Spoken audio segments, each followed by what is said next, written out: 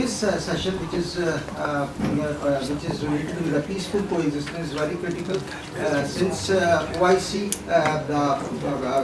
a special meeting of OIC Foreign Ministers Conference is going to be hosted by Pakistan tomorrow, and the Minister, obviously Honorable Minister, is a part of that conference, and this conference is looking forward for the to address the key challenges which Afghanistan is facing. Obviously, that is again under the paradigm of the peaceful for the peaceful coexistence, and how a holistic approach may be undertaken by the OIC member state. Obviously, the OIC is one of the most vibrant forum in terms of the intergovernmental organization. It is the second largest forum after the United Nations, comprises of 57 countries. So formally I request Professor Dr. Niels Ahmed, who is the Vice Chancellor of Riphah International University, for his welcome address. Please, Dr. So it's a unique honor for me to welcome young Bhagia Saifuddin in this August meeting, at a time when we are already entered nearly the second phase of Cold War at global level. And Muslim world particularly has been vulnerable for quite some time in that respect. We have endemic problems, political, economic, social problems, and the concept of coexistence definitely brings a ray of hope. But unfortunately, in international jargon, terminology has been used in certain contexts. Non-alignment or alignment apparently have dictionary meaning, but practically don't exist. And therefore, we have to look on the topic not only conceptually, historically, and as a ground reality. I am sure Dado is more equipped than me to address that issue, and I will not take much time at all. It's my honor to welcome him. I have been meeting him in Malaysia for quite some time back, so I feel I'm half in Malaysia, half in Pakistan, and I have very good memories of Malaysia when I was there for some time. So welcome you to Pakistan, and I hope inshallah we'll have more visits of you to learn from you, from your experience. Raju, please. It is really, I'm humbled by this opportunity to meet such an august group of people, and especially sitting beside an academician whom I have known for a long time, when he was the founding dean of the Kuliah of Islamic Human Science, at the Islamic Rival Knowledge and Human Sciences at the International Islamic University, Malaysia, when I was a junior administrator. At a time when I was more handsome than I am today, of course. But Prof. Anis is as always charming and energetic as always. And I must congratulate him for founding this university. And I thank all of you for giving me this opportunity. These small exchanges, I would want to give tribute to Almarhum Dr. Siddiq Fadil, also an old friend of Professor Anis. He was one of our leading academic and also a Muslim activist and leading the Muslim youth movement of Malaysia for many years. On the 3rd of November this year, the Malaysian government, through its cabinet, approved a paper that is called the Framework of Malaysian Foreign Policy for post-pandemic. And the theme of the policy is, or the theme of the paper is focus in continuity. This is only the second time that the Ministry of Foreign Affairs came up with a proper paper on our foreign policy, but that does not mean we have never had foreign policy. Foreign policy has been there since independence. But like in many other countries, as and when there are big changes or events that requires you to do some kind of soul searching, then you come up with a paper.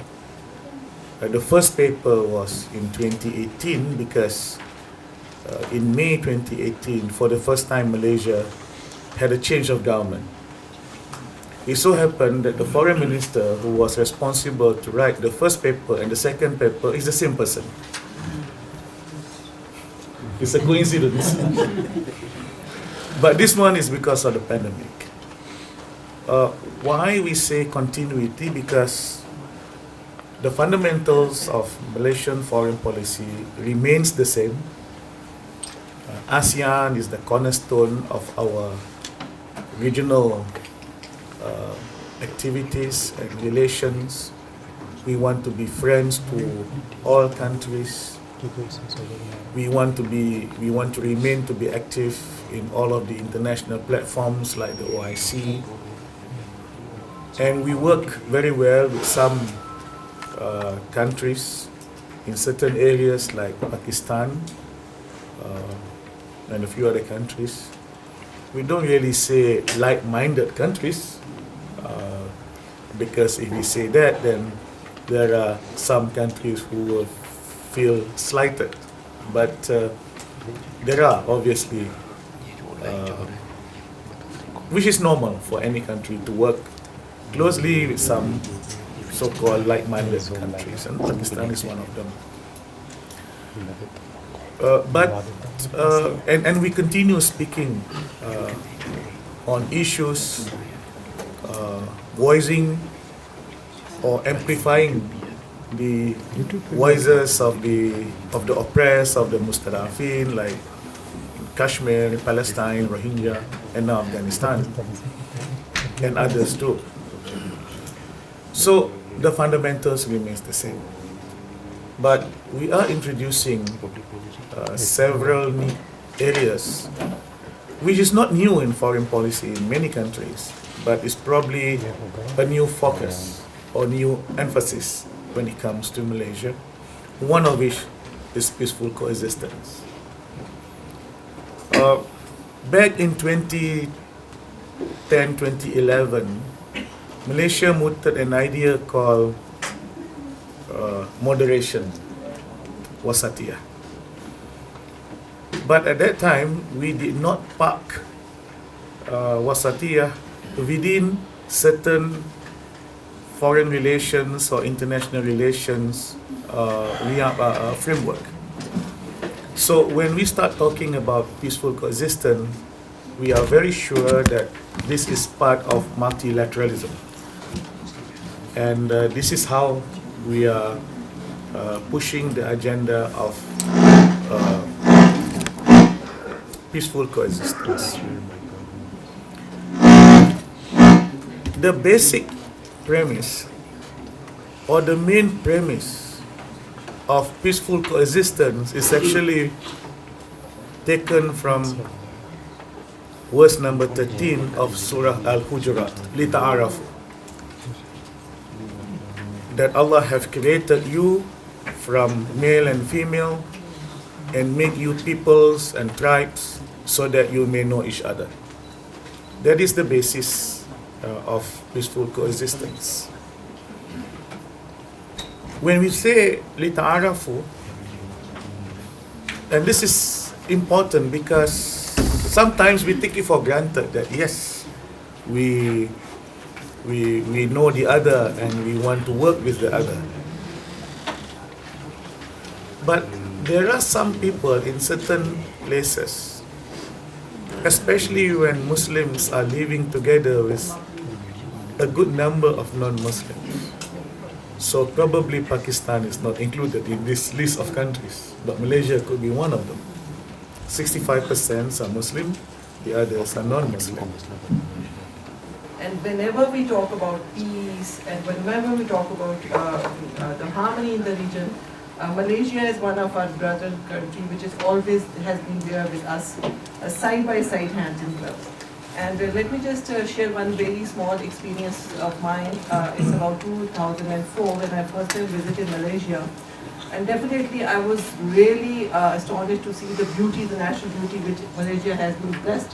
But what was more promising and beautiful was the interfaith harmony, the harmony, cultural harmony, the religious harmony, and the other, all the people of their coexistence over there. So when I compared it with, our existing South Asian values and practices, that was something I really dreamt of about our country. Now that Pakistan is really walking faster on its foreign policy and calling upon all the nations to have peace and stability in the region, rather all over the world, we should rather focus our own, I must say, the need is more for having more stable Pakistan and more stable region. Particularly now that there is US exclusion from Afghanistan, and now we have to see what are those important steps which government of Pakistan with its neighboring countries can take to ensure that this South Asia is far more stable, having a block of its own friends and neighboring countries. This is something very different after decades and decades, and I have never seen that here. That initiative, that stance that Pakistan has taken for the first time, and rather his refusal to go to the Democratic Conference of US was something which we had to see a really positive stance of Pakistan, that how it wants more focus in realistic terms. I think Malaysia, whenever we were even young children, whenever there would be talk about peace and initiatives and interventions, Malaysia would always come into our mind. And in its own country, it has been the one of those countries which have been implementing and ensuring and demonstrating those peaceful initiatives. And I'm sure, I'm confident that Malaysia, along with Pakistan and other countries, not only will come forward to have stronger strategies for stable South Asia region, particularly Afghanistan, but also highlight the role of UN also in terms of their mandate. If it is not about all the one bloc or the other bloc or the powerful countries in terms of having imbalance of power, wherever they want to target some developing country, there is always an issue of one issue or the other, or issuing us various reports, or making this United Nations as a tool of destabilizing various countries. So definitely we must hold United Nations accountable for their stronger role all over the world in all the regions, particularly in South Asia. And side by side, definitely we should welcome this OIC summit, and we should support this global cause of peace, and particularly when we see the Prime Minister of Malaysia is always talking about the integration, peace, and stability all over the globe, having its Malaysia as the topmost, I must say, demonstrator. Thank you very much. Sir, you spoke wonderful. I recap the word reaction from the history of nations, particularly that was established by the innovation of UNO in 1945. And the third world countries, and especially we may be referred as to reacting the situation. For example, the pandemic. So I would like to highlight the word response, and that there I submit the theme of climate change politics on this forum. That it would be good enough that if this forum takes over two projects. Number one, to profile all the third world countries, particularly the Muslim countries, that where is their status in the international climate change maps, right? Second, that we should know that what is the status of all the Muslim countries in responding to climate change phenomena vis-a-vis their policy making and strategy making. Because I guess that in future, international relations has to today we say that the people who are more prepared for pandemic, they are the successful, or the north is like that, and the south is like that, who are not prepared well. So I suppose that in coming future, the states who are more prepared for climate change, they would be on the overedge in the international politics. Thank you. That peace comes through balance of power or balance of interests. Or if there is one power and everyone submits to it, that event rights. Second is, among the nations, there is no morality, there are only interests. And third is the theory of offensive realism by Mearsheimer, that one hegemon will never allow the other hegemon to come up. And now if we look into all these things, within Afghanistan, there are ethnic groups, and within Pashtuns there are tribes. They have got their own problems. Our region has deep-rooted conflicts, and at the global level now, from bipolar to unipolar, again becoming a bipolar world. Now that containment policy of USA is definitely leading to the second Cold War. Honorable Minister, how would we be able to balance the interests and bring balance of power within Afghanistan, within our region, and at the global level? Thank you.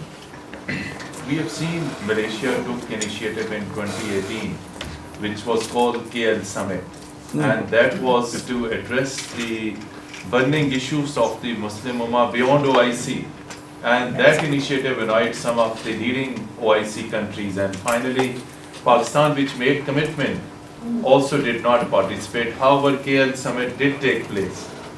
My point is, OIC response towards issues in the Muslim Ummah is always very late. So the KL Summit, although as I said it took place, but it united many of the leading countries, including the chair Saudi Arabia. If this divide exists in the Muslim Ummah, how we will be able to address Afghanistan, Yemen, Iraq, Syria, Libya and other things, because within the Muslim world there is divide. And I will request our very honorable ambassador Najmus Saqib Sahab from Foreign Ministry, he served as a special secretary, he should also be given chance to ask questions. To begin with, Pakistan is your second home, Excellency. Thank you. I remember when I started my career in 1985, when there were friends, the list of friends included Iran and Saudi Arabia, Azerbaijan, etc. But now Malaysia is also included in the topmost countries that we rely on. Quickly, one comment about the OIC for which you are here. Tomorrow it's going to be. In 1969, when this OIC was established, it was established because the burning of the Al-Aqsa Mosque. Palestine is still the #1 priority, for the OIC. The program 2025 for OIC has about 25 preferential areas, which still includes Palestine. Then there are 107, objectives of OIC, which they want to achieve till 2025. My request from you would be that, if possible, alongside Palestine, if Kashmir could also be included in it, and if Afghanistan could also be included in it. So I don't think the Afghanistan issue is going to go away for the next many, many years. So this is one area which might be included in the agenda of OIC. And if this suggestion comes from you, Excellency, it would take, it would carry a lot of weight. Secondly, as Madeen Haider Saab of GTV has just said, in 2018 November, Pakistan and Malaysia established the Political Consultation the formal arrangement. Talking about bilateral relations, I think it is high time now that we talk about the hardcore issues of exports and imports, especially because the palm oil that we import from Malaysia, more than 600 million So the balance of trade is in your favor. So is it possible that this bilateral political consultation could also include some kind of an economic and trade related aspects for which Pakistan is in dire need of, and we expect from friendly countries like Malaysia to come up and help us, because not only Afghanistan, Pakistan is also facing a dire situation as far as the economic situation is concerned. And once again, most welcome, Excellency. This is your second home. Thank you. Thank you. Thank you very much. जी doctor Wali शुरू कर दीजिए. Thank you, Your Excellency. I would like to draw your kind attention regarding your statement of the Parliament of 25th November this year. Since you ratified the process of coexistence and peaceful, comprehensive and equitable resolution of the Kashmir issue, but in the same statement, I think it is a typo mistake. Malaysia is sensitive over human rights violations in Kashmir, interests of the citizens of the said provinces. And Your Excellency, this is a point, it is not a province of India in any case. It is disputed as per international law and United Nations resolutions. And my second humble submission would be that we do not have oil, definitely, I belong to Indian occupied Kashmir, but we expect support because every and any nation was colonized and they faced the wrath of the powerful. And same is the same of the Gandhi, which is difficult to say the truth to power, the architect of India. And we are facing the same situation by that colonial power who faced the wrath from British colonial. And so if, but already said that we need to be very much pragmatic, realistic, how we can develop a relationship on the basis of mutual interests. Have you forwarded any suggestion that it is only the interests which work in international relations?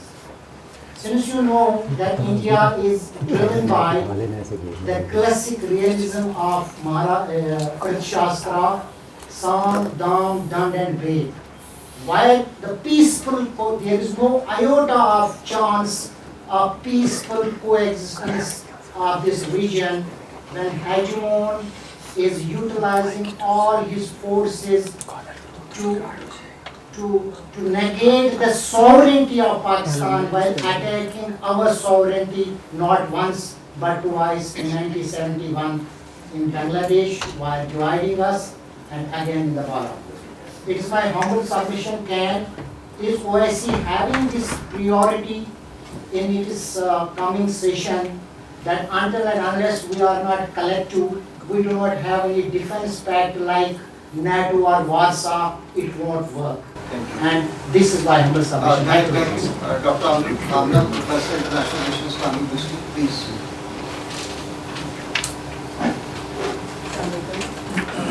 I'm the Professor of International Relations, so I would be very relevant to this. First, I appreciate your presence here and your very thoughtful talk, and I appreciate your concept of tolerance. I share the same view that tolerance is probably a negative word. What we perceive that Muslims is having much more than that. We should share love, affection, and then pain for each other, as Quran says that we are part of the same body and every limb would be in pain if one limb is under pain. So I think that OIC is not performing, as I think everyone will share the same view. OIC is not performing its legitimate role as it started in its charter. And when OIC passed a resolution and say that we urge UN Security Council to take notice of that their resolutions would be implemented or whatsoever, it showed our weakness. As you refer to ASEAN, ASEAN is the example of the most successful regional organization. And that is not based on religion, and that is not based on ethnic identities. Rather, ASEAN have almost overcome all those, despite number of problems there. But the economic intensity of a region is visible. And as OIC is purely Muslim organization, and by virtue of that, we are having first issue resolved, and we share the same ideology. As the concept of coexistence was initiated by Stalin and later Khrushchev, etc. They wanted to have peaceful coexistence with capitalism being on the ideology of capitalism. But we don't have that problem. But we refer to a number of issues like Yemen, Syria, and these issues are not sponsored by any other power. These are among the Muslim nations. And we could take initiative to resolve all that. So I think that OIC can play its role only when we would realize our own potential to be a cause of Muslim Ummah, saying that we decided this and that would be implemented by the force of OIC. You can impose economic blockade. You can say that we are terminating all economic relations with that country that is harming Muslim Ummah's cause. We are not going to have diplomatic economic relations, etc. with them.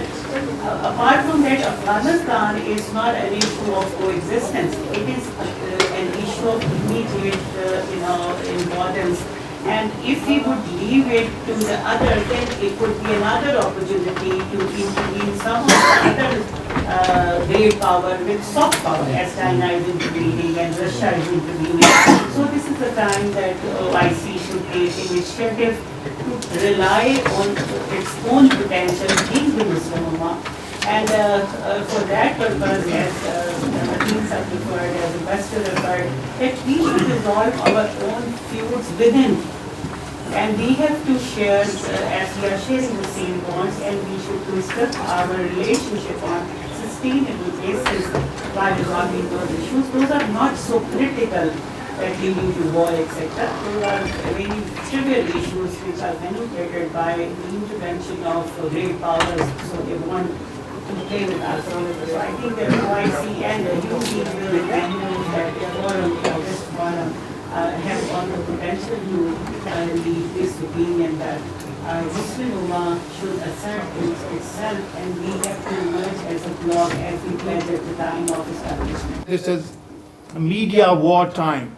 So there should be on OIC level unite effort to present the real message of Islam to humanity, just not states, just towards the people.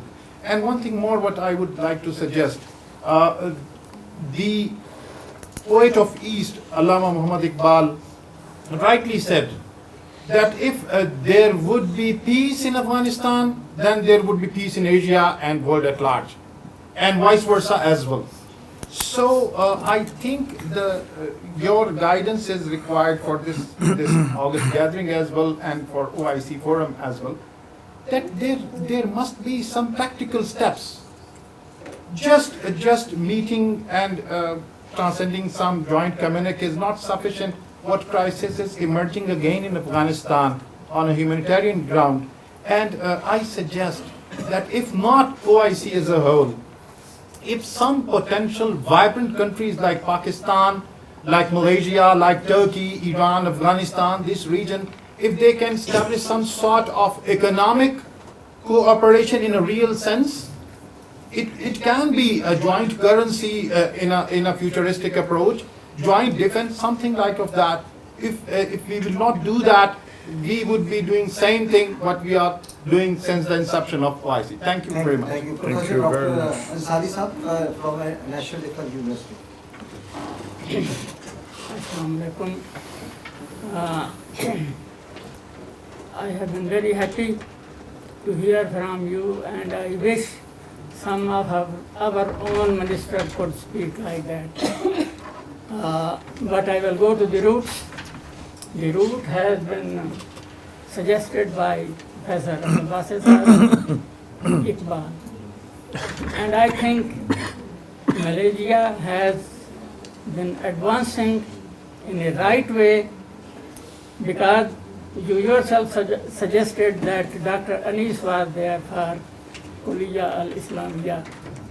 And at the moment, Malaysia is leading in Pakistan studies.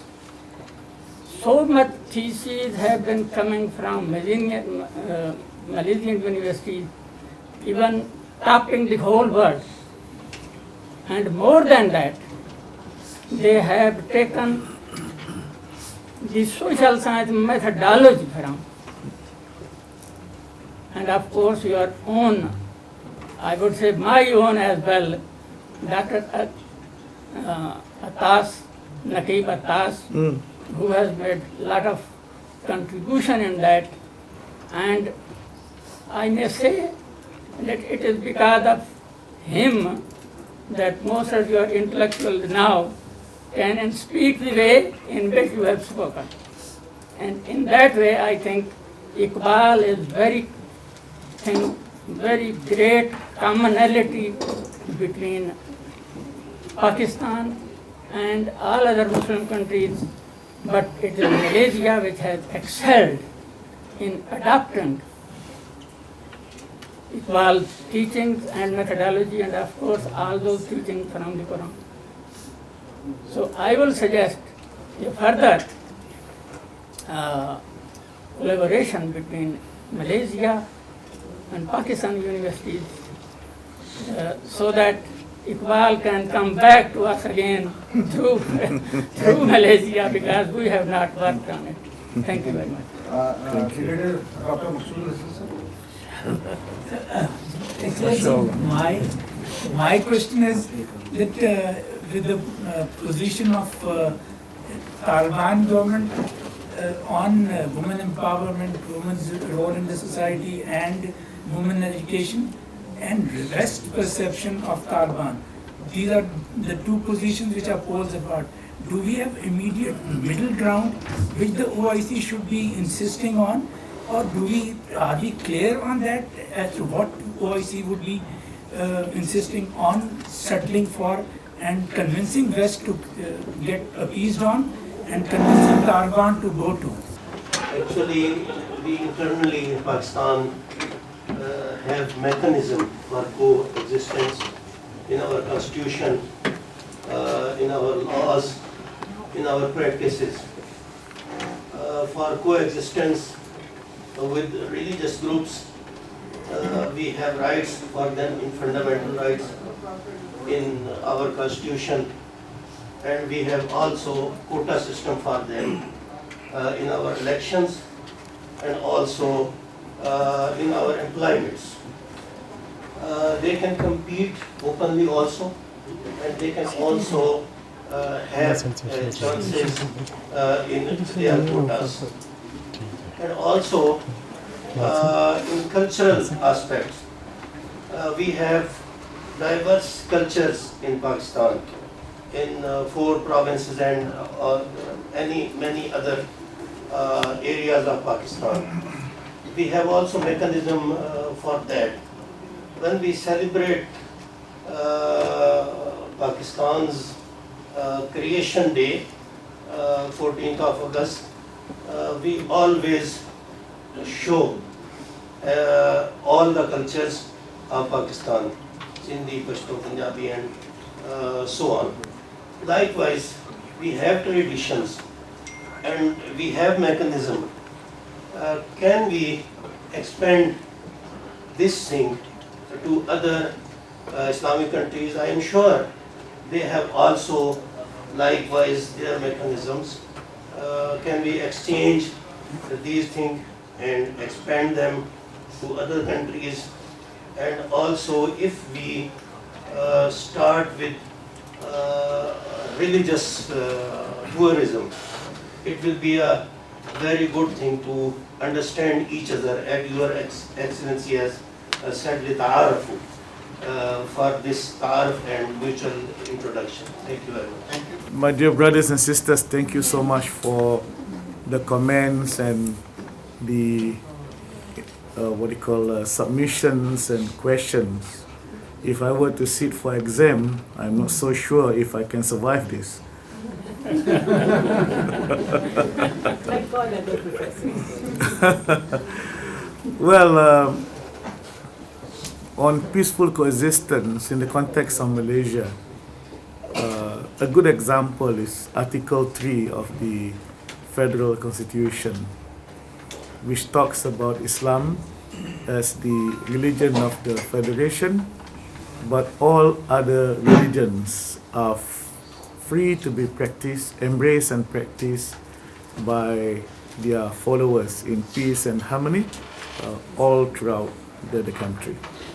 So on the one hand, there is this acknowledgement of Islam as the religion of the Federation. Sometimes even Malaysians are confused by saying that Islam is the official religion. It is not official religion, it's the religion of the Federation. It has two different meanings. But all other faiths are allowed to be practiced in peace and harmony. There are other provisions, there are other articles in the Constitution which becomes the guiding principles where legislations are enacted and policies are being formulated. But all I can say is that yes, we have been quite successful. There are pockets of issues here and there, but we are, this is still work in progress. I think there are much more that needs to be done. And when it comes to reconciliation, and this is again very interesting.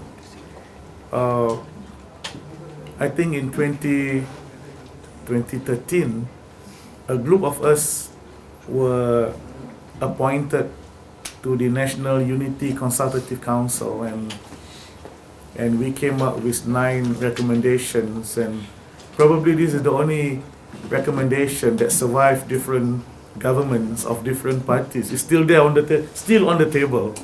But what's interesting is that when some of us were entrusted to look at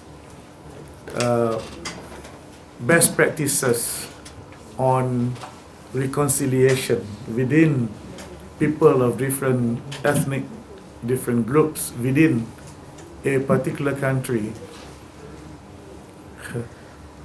one country that came to be used as example, partly because they have a legislation on reconciliation, is Australia. And next was New Zealand. And here again, I was a member of that group asking my friends, where are the Muslim countries? So that is the state of our ummah, that even for a Muslim majority country, when it comes to, we know we look at Pakistan and everywhere, yeah, but sometimes when you are stuck with looking at legislation, then you have to rely on some of the experience of other countries. On climate change, we have just concluded the COP26 in Glasgow. Well, there is always the plus and minus. A lot of commitments were made by many countries, including Muslim countries. And again, one of the questions that some of us will ask is, why is it that, well, it doesn't matter who hosts it, because hosting is you bid and you host. Yeah. So there can always be a Muslim country hosting the next few COPs. But the question again is, with the exception of Saudi Arabia leading a grouping called like-minded countries, which is a subset of a bigger grouping called G77, which is led by China. See how it goes? Yeah. Then the real presence of Muslim leaders at COP26 was again missing. So that's the point that I'm making. And in many other issues, including on human rights. Brother Azam is a member of the OIC. He's a OIC, one of the OIC commissioner on human rights. And again, more often than not, okay, let me rephrase myself.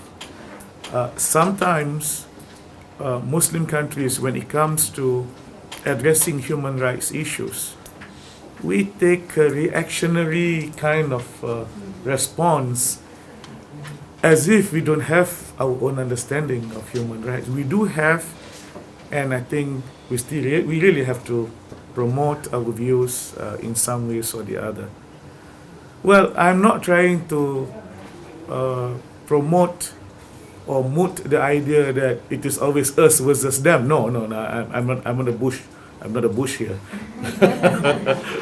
It's not my way or the highway. But what I'm trying to say is, well, this is really as a muhasabah for ourselves, that as much as we want to work with everyone, but it is also our responsibility as Muslims to promote ideas. I believe in a multipolar world.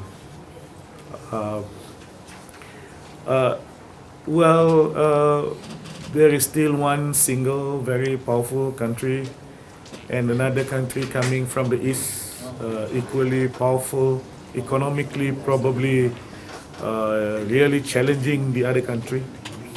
Well, the hegemony is still there. We all know, we can feel it. Before I came again to this ministry, I was in charge of communication and multimedia when President Trump attacked Huawei like nobody's business. Many Malaysian telcos were quite nervous because we are technologically neutral in the sense that we are free to choose which technology to work with or to use. So it doesn't matter whether it's Huawei or Ericsson or what have you, but the fact that one of the technology that is being normally used by some of our telcos were under strong attack by President Trump, so Malaysian telcos were very worried. Not that they were campaigning for Biden after that, no. They were not involved. No, just a joke. The question is, for small countries like Malaysia and for many of our Muslim countries, then how do we balance between being neutral or being non-aligned with the ability and the freedom to choose what to do with which country, including the superpower, in what area? There is an international relations concept called hedging. So as much as you want to be neutral and you remain non-aligned, but the concept of hedging allows you to pick and choose what to do. For example, as I said, many of Malaysian telcos use Chinese technology, but most Malaysian students, if they want to study, they go to the US. That's one example, not necessarily the best, but we are free to choose where to send our student. Our telcos are free to choose the technology that they want to do. And what is happening now in the US, as I understand it, there was a time when one or two presidents were surrounded by the neoconservative, but I think after the presidentship of Trump, I think some liberals are also now grouping together to rebuild the international order that they understand as a liberal, a liberal international order, as they call it. And they are trying very hard, and they are promoting also what is now known as it's not a new thing, it's been there for a long time, the Indo-Pacific initiative. And you look at the series of leadership from Washington, D.C., visiting Southeast Asia. It started with the Vice President and then the Secretary of Commerce and most recently the Secretary of State. And there is a theme of their discussion, and it is all around Indo-Pacific. And that was also the reason why a couple of years ago, ASEAN came up with our own, we call it the ASEAN Outlook of Indo-Pacific. When someone tells you that the Indo-Pacific version of the Quad is US, India, Australia and Japan, and when they say that the Quad's version of the Indo-Pacific is similar to the one that is discussed by ASEAN, I can tell you it's not the same. The background is different, the history is slightly different. The ASEAN outlook on Indo-Pacific is really based on the ASEAN centrality of things. But that's another, you will have to invite me for another lecture for that. Then I really make this my second home. The KL Summit was the brainchild of Tun Dr. Mahathir. The last one was not the first, it was I think the third.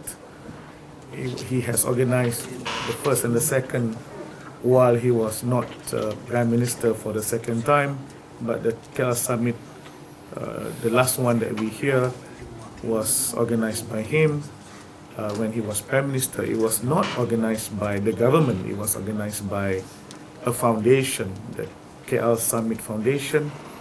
But because he was Prime Minister, he has the clout to invite people. But there was this idea before the KL Summit, or side by side with the KL Summit, is for three like-minded countries to work together in a certain way, and that's Malaysia, Pakistan and Turkey. It didn't materialize, but somehow the three countries plus a few others continue to talk to each other on many issues and on many platforms. But please, I must underline the fact that it is it is not a formal grouping. It is normal that I talk to you and you talk to me because we are on the same page on many issues. On the OIC, well, I am not so sure what the agenda is tomorrow. Definitely, every time OIC meets, Palestine is on the agenda because that's the raison d'etre why OIC is there in the first place. But tomorrow will be dedicated for Afghanistan. The senior officials were meeting as I was meeting with your Foreign Minister Qureshi this morning. But I must commend Pakistan, in particular Prime Minister Imran, for hosting this meeting. It is timely, it is of utmost importance, and Pakistan has the moral right to host it and to speak more than the other countries, if I can be very candid about it, because you have been there for the 4 decades that Afghanistan was under whatever you call it, intrusion, colonization, and there are 4 million refugees from Afghanistan on your soil, and this eats into your budget in many ways, in big ways. You are already providing a lot of assistance to our brothers and sisters from Afghanistan. Now, tomorrow I'm sure the main focus will be on humanitarian assistance. When I spoke to Foreign Minister Qureshi this morning, I suggested to him that perhaps Pakistan can form or host some kind of a hub for humanitarian assistance coming from all over the world. We have set a small NGO office in Kabul. This is the office of the Global Peace Mission. Global Peace Mission, as Ahmad Azam here, my brother, is the chair. They have been doing some work in Afghanistan for the last 20 years. Of course, there are other Malaysian NGOs there, Mercy Malaysia, for example, and they are talking to each other and trying to bring more humanitarian assistance. And I'm not saying who, but sometimes international community, when you try to assist, if you are lacking the local and indigenous understanding of things, you may, though your intention is noble, you may do things that might bring up negative unintended consequences or perhaps backlash, because you may have expectations that are not truly grounded, and hence I think tomorrow we should refrain ourselves from arriving at quick fix solution, which, as I said, though the intentions or the intention is noble, but we must make sure that the result is also, we do not create other issues. And for a country like Afghanistan, even when there is a central government, there are active non-state actors able to provide services that central government is not able to provide. So imagine the structure that is there that we have to work with, and therefore I do not expect tomorrow we will be discussing on recognition, because there are parameters that needs to be observed, but again I reminded my cabinet and my parliament that as much as we have outlined the parameters like inclusivity and women empowerment, allowing people to go to school, especially young girls, but again we should not fall into the trap of using or imposing certain standards that may not necessarily be the kind of things that for the Afghan it is not necessarily important. I'm reminded that the burqa that they wear has got nothing to do with religion, it's culture. Yeah, and when the Taliban insisted on Sharia law, I don't think we should be jumping up and down. We must really understand what do they mean by Sharia law, because our countries have our own practice of Sharia law, and there are many other things. But our main line is really, we believe that reconciliation, reconstruction has to be Afghan-led, Afghan control. Yeah, they should be able to decide, and we can only facilitate. Reconstruction is a long-term project. Some people in Malaysia are willing to assist the professionals and whatnot. But it's going to be a long haul, and we really have to stand together to work on those things. The media is this is a social media world.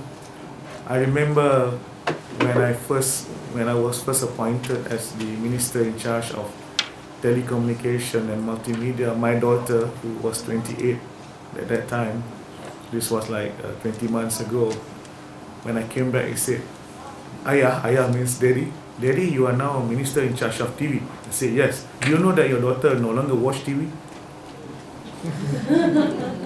Her generation don't watch TV anymore. TV is a sunset industry. Yeah. Content is something else. Yeah.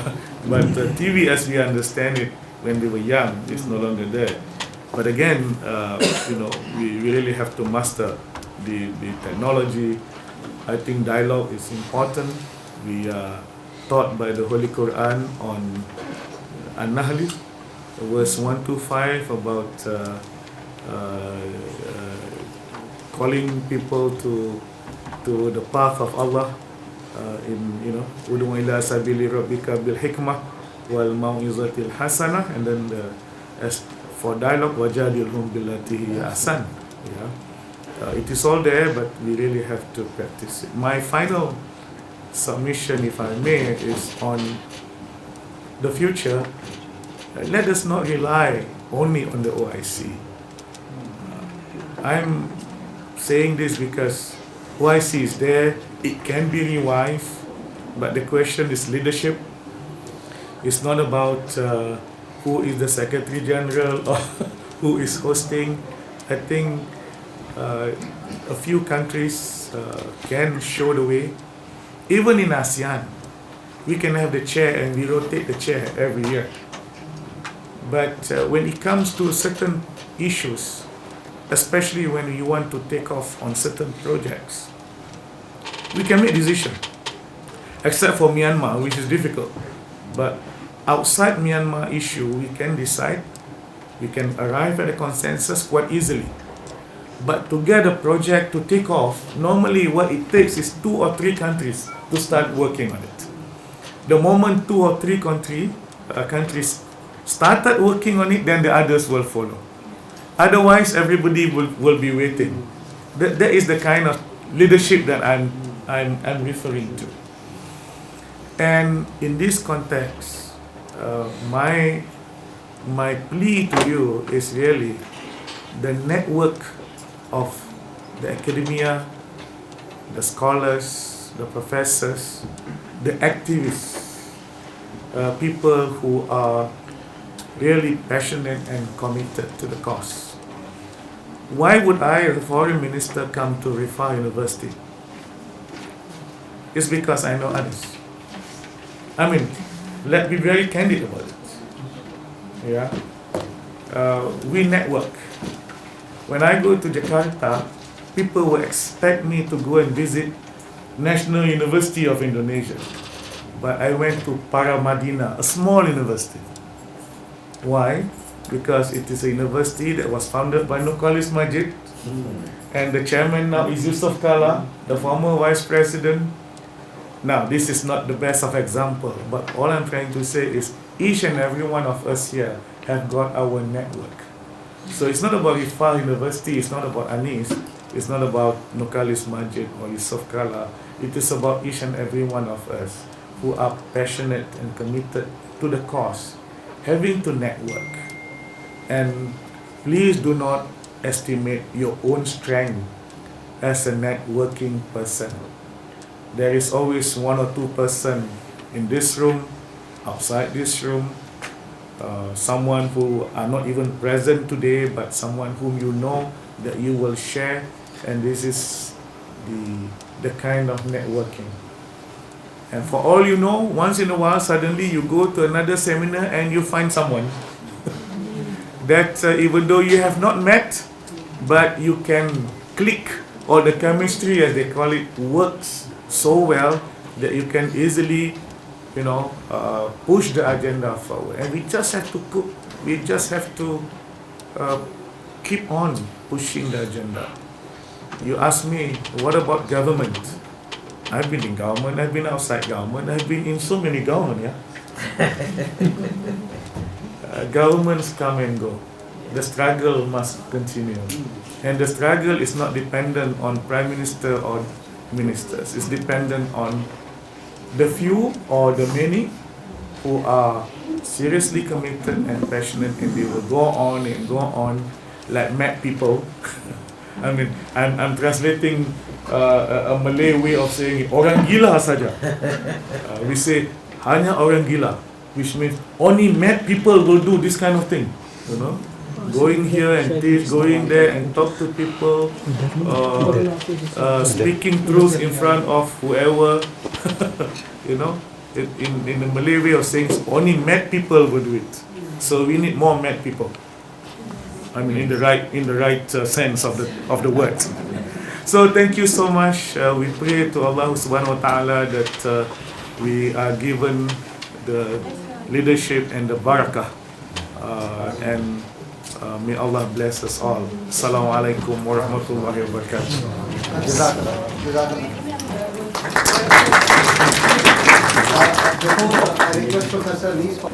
I thank our brother for his very enlightening lecture and guiding us how we can work out in our own country a better environment. As I said earlier, Malaysia presents a unique situation where you have harmony, you have understanding, you have respect, and I think that's the secret of its development. And I'm sure we can learn a lot from Malaysian experience. I thank you again, Excellency, for your coming here, and it's an honor for us. Riphah University is honored to have all this August gathering, interacting with you and learning from you, and we hope, inshallah, very soon you will be again joining us, and we learn from you more about it. I thank my participants here. They came in a unique situation of security in the Islamabad area. Roads were blocked. I too had to take different routes to reach here. So this shows your keenness to learn and to have interaction with the minister. Thank you very much. May Allah bless you all.